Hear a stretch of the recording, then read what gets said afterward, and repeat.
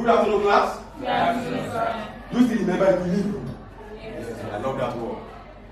Who can remember the equilibrium? When you say something is in a state of equilibrium, what are we actually talking about? We have discussed it. I should call somebody? Remind me what we mean by equilibrium based on what we have discussed. Tolu, equilibrium. In your own way. A body is said to be in a state of equilibrium when it's at rest or moving with uniform speed or angular velocity. That's all. That is when the body is in a state of what I refer to as dynamic equilibrium. So what if it is in a state of static equilibrium? Can let us know? Who else can let us know? If it was, he has told us that when the body is in a state of equilibrium, the body must be moving with either constant angular speed or linear speed. When the body is traveling on a straight line, constant linear speed, that means it's in a state of dynamic equilibrium. If it is also traveling at a speed, at a constant angular speed, round a circular path, we also tend to agree that the body is in a state of what? Dynamic equilibrium. Now, if it were to be in a state of static equilibrium, you seem to have forgotten what we discussed not quite long. Yeah, can you let us know? Now, here is my own fluid, liquid fluid, and I have gotten a bowl. Here is my key, which is essentially made of metal, and you will all agree with me that by the time I drop this thing inside this water, it's going to sink. Is that not so? So, come and see, it has actually sunk. Is that not so? Now you are going to see something right now. By the time I place it inside this bowl, look at it, and I place it in. Are you getting what we are trying to say? Is this still floating? Has it sunk? No. It is floating. Now look at this one again. If I put it here, it is. Now when I put it inside this thing, what happens? It's floating. Why? I want you to tell me if you know by raising up your hand and telling me what you have observed.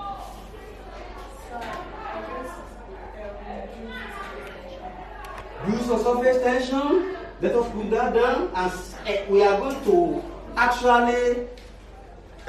Fatima said it is because it's due to surface tension. Who agrees with that? Who agrees with that? Who disagrees? I disagree. Raise up your hand and let us hear you out.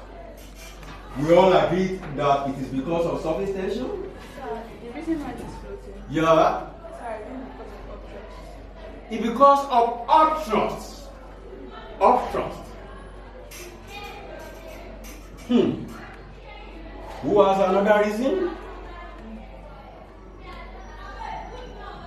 Thank you. The shape of the body. Because of the shape of the body.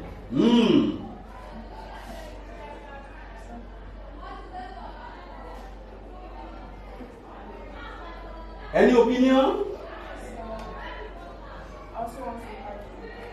Okay. I think it's the nature of the solid involved. What do you mean by nature? In what way?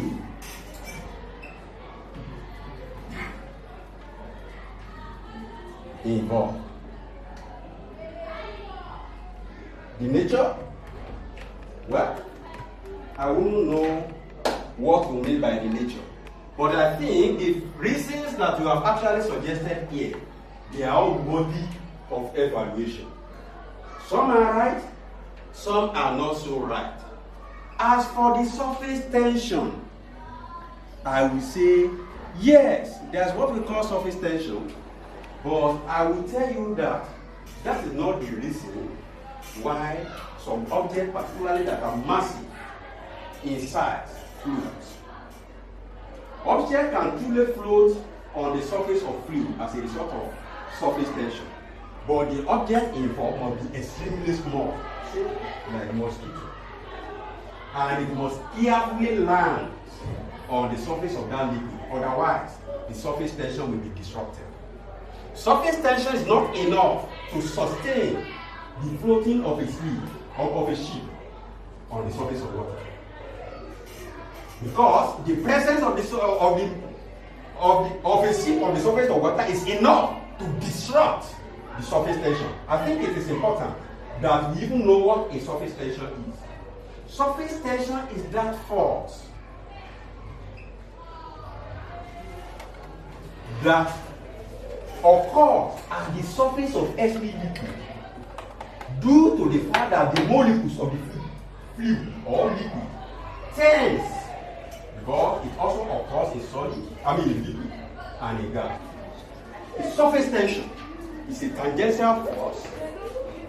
It acts on the surface of any fluid as a result of pulling actions of the molecules of that fluid. We tend to make the surface of that fluid behave or act like an elastic spring. So, in a nutshell, it is not the reason why my key will float on this water. Yes, if I could be mosquito, very small inside, it can land on the surface of water such that the surface will not be disrupted and it can sustain this mosquito to walk on the surface of water. But definitely, that force is not enough to sustain an object as massive as she or my key here.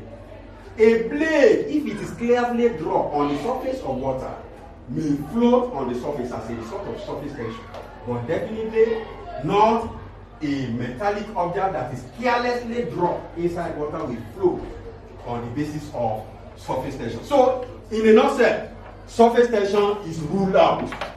Now he said upthrust. I love that, but then we have to know what is actually upthrust, because that is where we are actually going. Let us look at that word, up plus thrust. Thrust is a force, then up,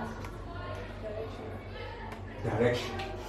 So, joining the two words together, we have upthrust. So, whoever is aware of this word, as Timmy has said, definitely has an idea as to why my key and this particular metallic material could float on water. Truly, it could float because of the word upthrust. Shape of the body, we are coming back to this one to elaborate on it. Shape of the body, yes, because the shape of the body has a lot to do with upthrust. But the reason why the body is actually floating is not essentially because of the shape, but because of its contribution to the upthrust, which is the main reason why an object floats. So we say we will consider it. It's not ruled out. Now the nature of the fluid, of the solid. Irrespective of the nature of the solid, if the conditions necessary for the upthrust to be sufficient enough, the upward force that occurs in any fluid. When you have a fluid like this is, let us say, water. We want to talk about upthrust now. So I am reading out this nature. Irrespective of the nature, it will still float if other conditions that makes an object to float is satisfied. Now, what are those conditions? He has said something about upthrust. So we are looking at the word upthrust. We have brought it down. Up and thrust. Up plus thrust is equal to upthrust. And we said this is force. And this is what? It has to do with direction of action of the force. Upthrust is a force that acts perpendicularly upward on an object that is immersed in a fluid. Upthrust is a force. Upthrust is a force that acts perpendicularly upward on any object in mass in a field. Please, let us stop right here. I want to ask a question. I have had this experience, just signify. I have experienced this thing before, just signify. I have had cause to draw water with a drawer from the well water. Oh, we have people who have experienced it. Thank you. I want to add one other question. If you have truly drawn water from a well water before, you will agree with me that when the drawer is still completely immersed in water inside the well, it feels lighter. Yes. But immediately the drawer is completely having water inside, now it's completely withdrawn from the well where water is. It's completely taken away from water. Then you begin to feel the full weight of the drawer. How many of you have experienced that? Now the question you should ask yourself, why the drawer was still inside water, what was responsible for making it feel lighter? Somebody said something. Upthrust. Because there was that particular force. Now let us look at it. This is your water. This is your drawer.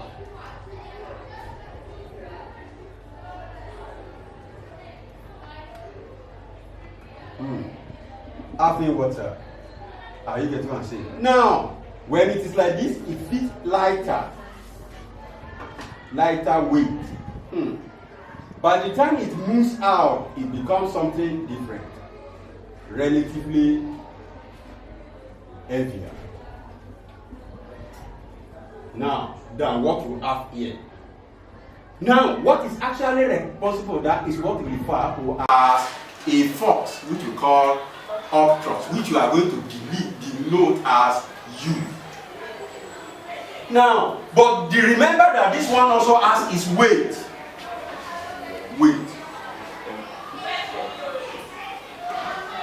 Are you getting what we are trying to say?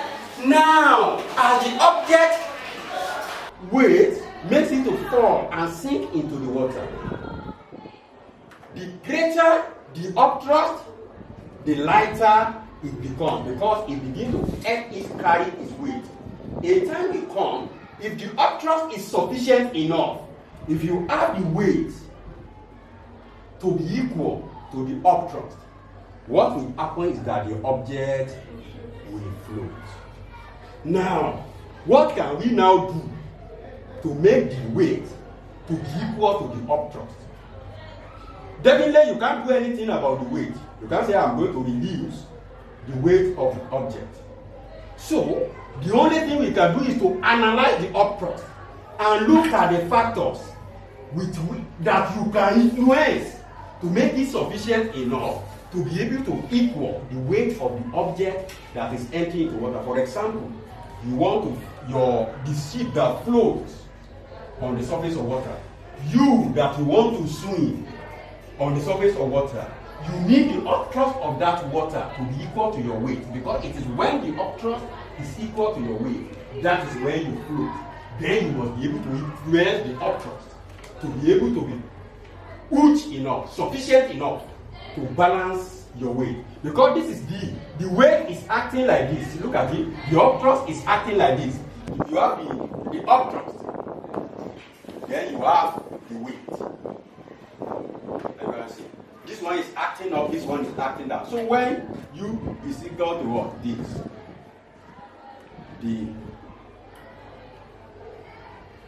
The body of weight flows. But upthrust now depends on three things. Three things can influence upward. through its formula. Upthrust, that is, force in a fluid, depends on 1.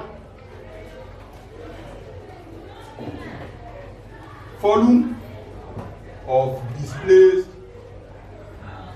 fluid, which we can denote as phi. Coming to that, density of the fluid, and we can say gravity, or let us make it acceleration to gravity.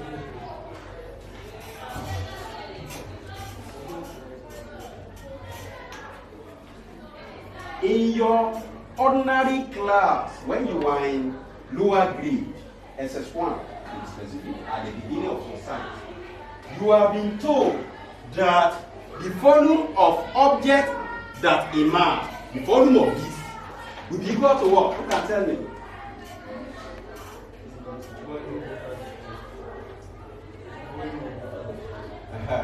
Will be equal to the what? Volume of object emerge. God bless you. So, upthrust is equal to V times density times G. Of the three, you can see, our upthrust is determined by product of volume of object emerged, which is equal to the volume of fluid displaced, times density of the fluid, not density of the object, times acceleration due to gravity. Out of the three, which one can we influence? We can influence volume. We can't influence the density of the fluid.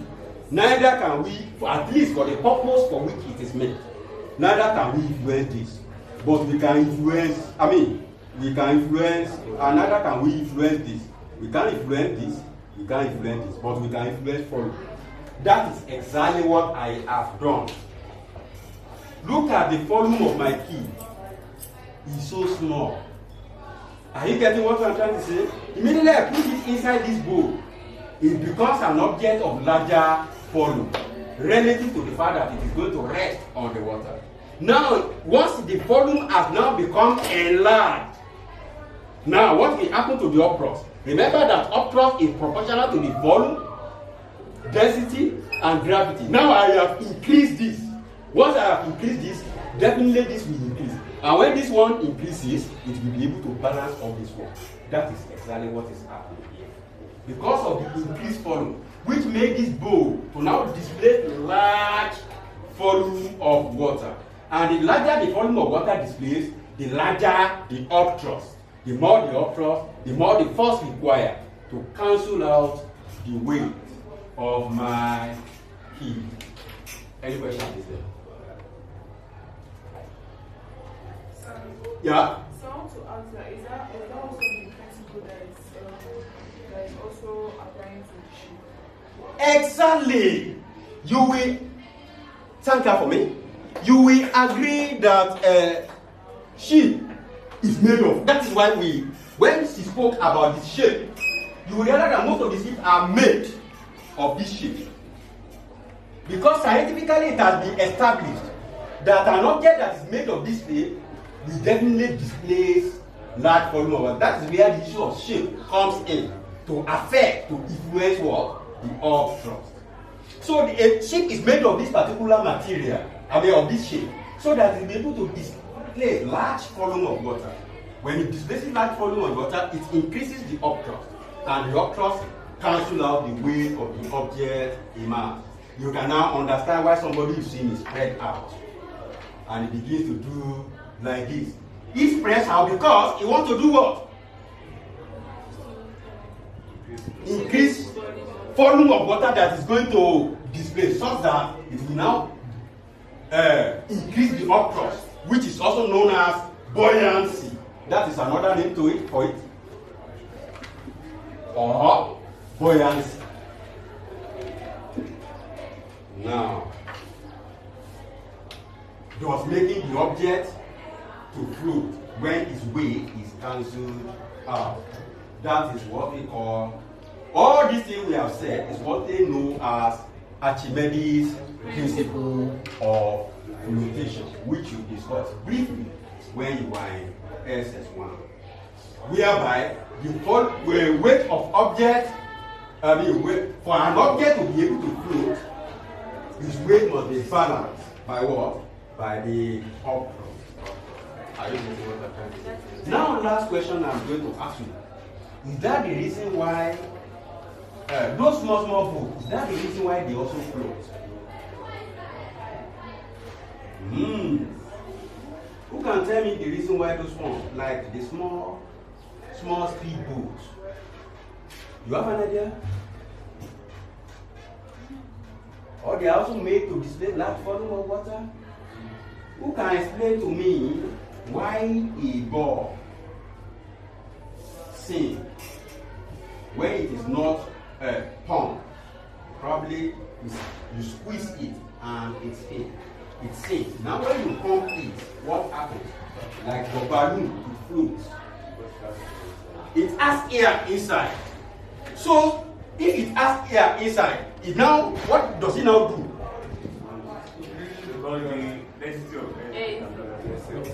God bless you. Because the density of the air. So apart from this particular law of flotation that makes an object float, owing to upthrust, there is one other thing you need to know which still obeys the upthrust flotation principle.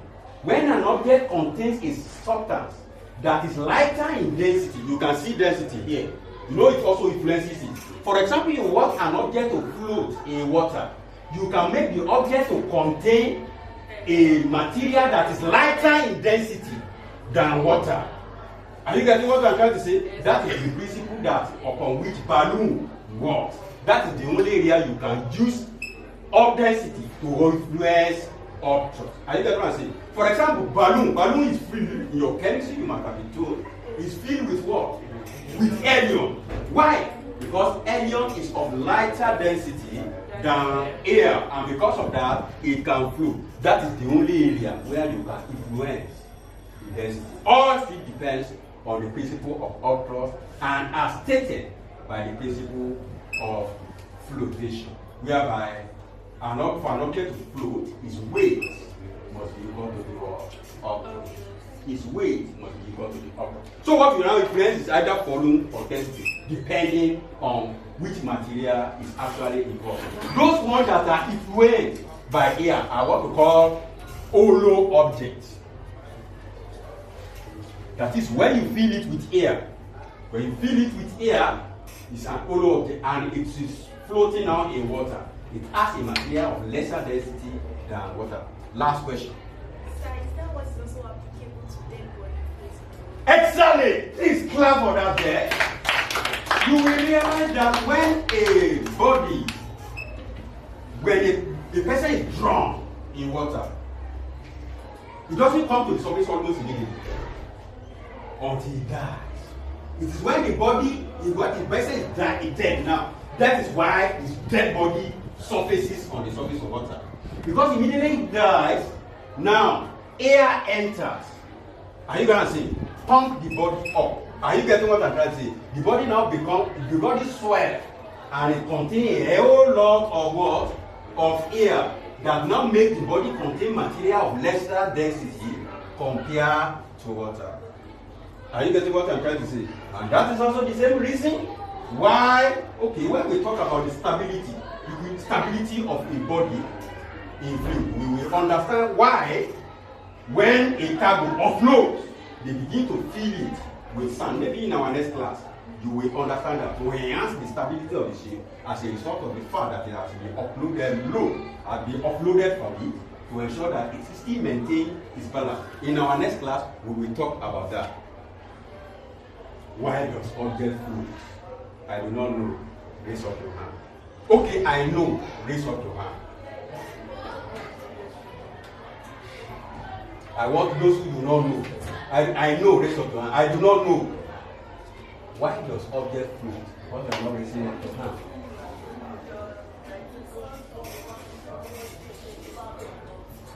Because of the upthrust. And what happens to the upthrust? Okay. And how can we influence the upthrust?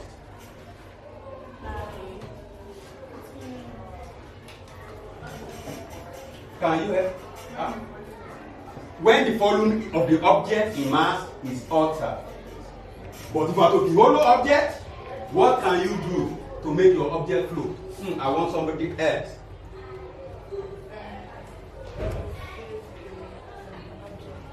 A material that has a lighter density. That has a lighter density. Clap yourself. The class is over.